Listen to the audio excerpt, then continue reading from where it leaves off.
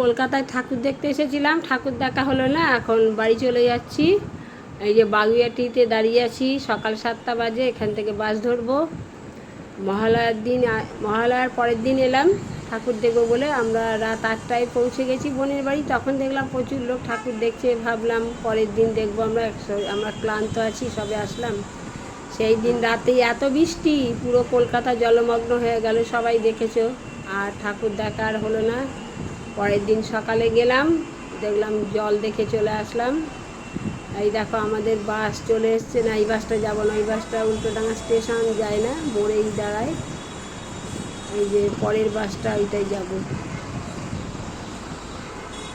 এই যে আমাদের বাস এসে গেছে, এই বাসটায় যাব। এই বাসটা উল্টোডাঙা স্টেশনে দাঁড়ায়।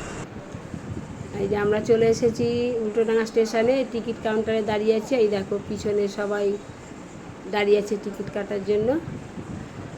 তো সকালে তো জল দেখে চলে আসলাম, রাত্রিরে গেলাম, ভাবলাম জল শুকিয়ে যাবে, রাতে আবার ঠাকুর দেখতে গেলাম, দেখলাম সব প্যান্ডেলে জলে ভর্তি, এক হাঁটু করে, দেখতে পেলাম না। তো আবার চলে আসলাম।